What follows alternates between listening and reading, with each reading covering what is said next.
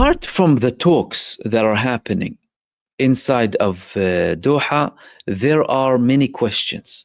And those questions are surrounding the aid in Gaza. There's been a very interesting move coming recently from a new organization that is supposedly going to start into the Gaza Strip. And that organization is called the Gaza Humanitarian Foundation. The Gaza Humanitarian Foundation, led by a man called Jake Wood. Jake Wood is a man who is a veteran, who has been very tied to the American security establishment, and they are planning to allow aid inside of the Gaza Strip, according to Witkoff as well. He had an interview with CNN too, talking about all of the aid going into the Gaza Strip. Israel has agreed to allow some food into the Gaza before a newly approved mechanism for aid deliveries is up and running later this month. The head of the newly established Gaza Humanitarian Foundation, Jake Wood, told CNN's Jeremy Diamond as he explained the foundation's plans to bring in aid. Jake Wood, again, is a man who was in the American army. He was a man, well, according to some reports, he was dealing with aid in some parts of the world, and he's leading this new organization that plans to allow aid into the Gaza Strip. Now, there are multiple problems with this Gaza Humanitarian Foundation. One of the problems is, well, firstly, we don't know a lot about them. Newly founded organization. They have been set up in Geneva. They have military roots, and they are also tied with Goldman Sachs. So there was one report describing a bit more, talking a bit more about this organization, right? Geneva Solutions, called News. New Geneva Foundation claims it can feed all of the Gaza Strip with help from mercenaries. And in this article, they were talking about, this group, its roots, where it was founded, and how it gets its money, right? And I personally was trying to find, I don't know, a declaration about this movement. Who is it exactly? I mean, Jake Wood, you can't find a lot about him. But according to Geneva Solutions here, they have military roots, and they apparently saw some documents. So they said, in a document destined for government and major donors, the foundation seeks to position itself as a pragmatic operator in the humanitarian field, as well in the security and financial sectors. Its future leadership team is made up of mostly Americans, including several former military personnel. The executive director is Jake Wood, a former U.S. Marine and founder of Team Rubicon, a disaster relief organization composed of tens of thousands of military veterans.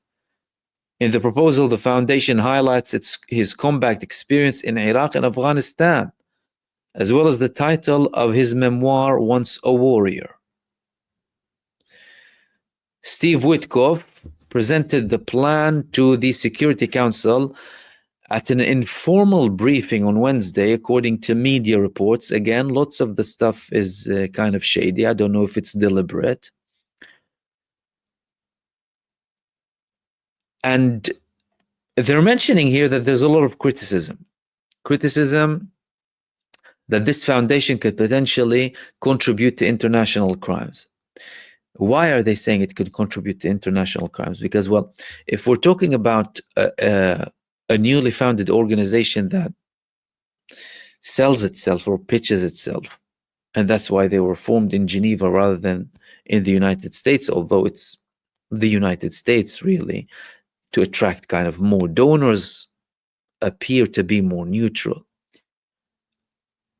Several organizations, including humanitarian organizations, saying that no, this could actually lead to international crimes or crimes against humanity and breaches of international humanitarian law. Why?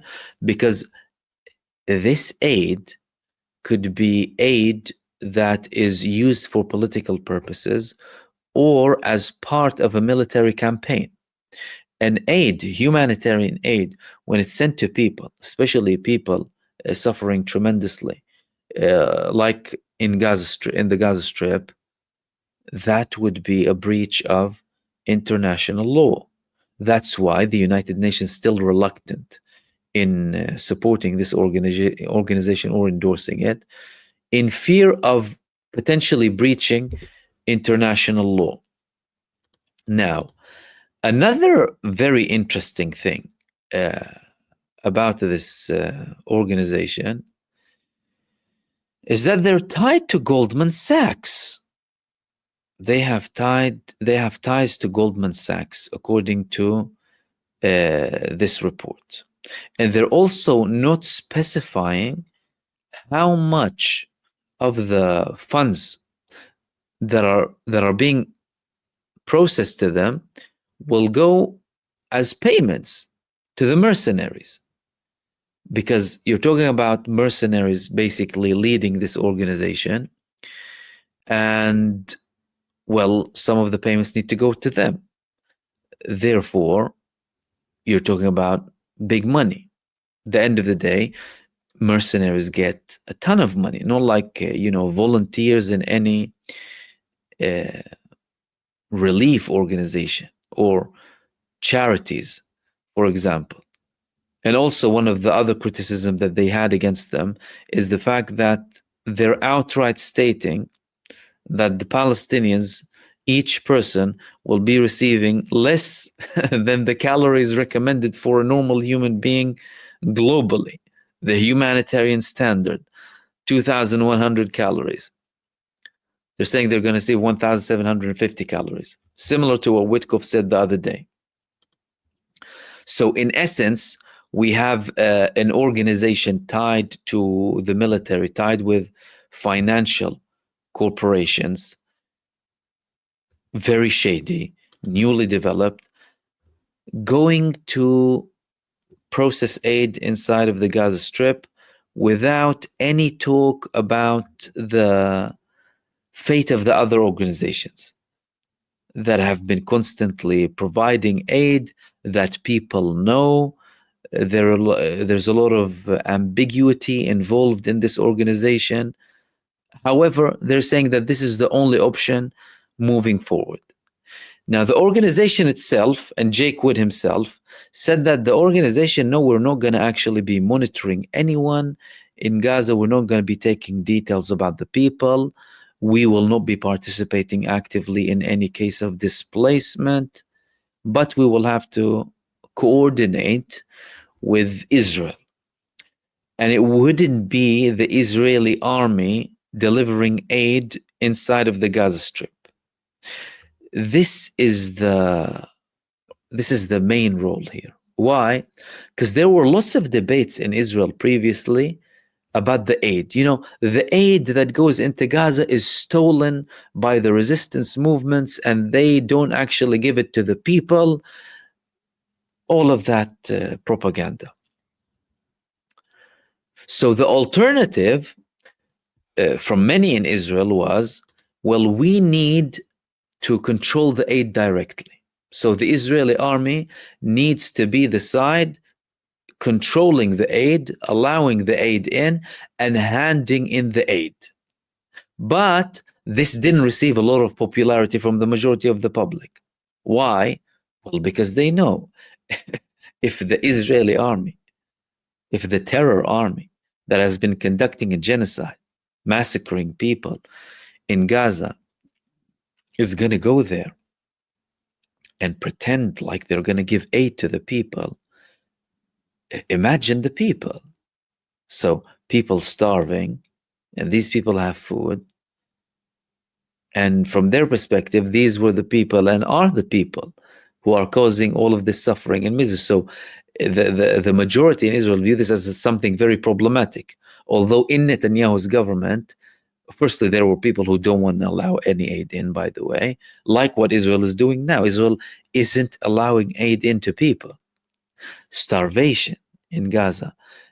People are going out for days, sometimes without a meal. Children, infants, many die from starvation. So Israel is using starvation as a tool of war against the population as a result of policies from the Israeli government that is backed by the United States and being legitimized. So the solution that they might agree upon, this movement coming from the United States. And the reason that they're being ambiguous, or one of the reasons that they're being ambiguous, is the fact that they don't want to cause too many problems to try and make it work. However, that doesn't take away from all of the concerns. And the concerns are, well, you're talking about mercenaries. They belong to the United States of America, a country that has participated and facilitated this genocide, and without it there wouldn't have been any genocide, because they are the main backer of the genocide entity. And what if that turns into something else in the future?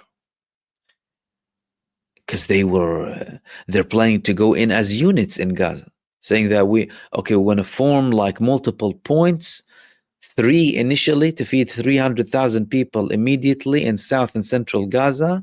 Then we're going to move to the north and establish another point to start feeding all of the population, but as units. So it's something very suspicious.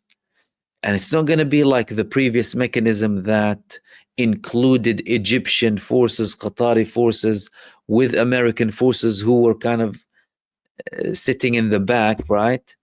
No, you're talking about outright an American organization handing in the aid. So these are the risks. On the other hand, this could be the attempt from the United States administration to reassure Israel and reassure Benjamin Netanyahu that, look, okay, you're not going to have the aid, but we're not going to just automatically give the aid to any organization inside of the Gaza Strip, and we're going to control it so that Israel doesn't really have any sort of worry. So, interesting stuff happening. Again, we've been there before. I mean, there were situations before where, 24 hours, crucial 24 hours, talk, positivity, lack of positivity, pessimism, no pessimism, and things failed afterwards. We were in a situation where there was a ceasefire that was breached. Is it going to be different this time? There are no guarantees. The Palestinian side is saying we're not entering any sort of ceasefire if it's temporary. But some reports are contradicting that, saying that no, indeed, we are talking about a temporary ceasefire. Netanyahu is saying that we will enter a ceasefire, but we will never guarantee the ending of the war. He wants to keep the option of the war like indefinite, because it's his key for survival, his means of buying more time and serving his own interest.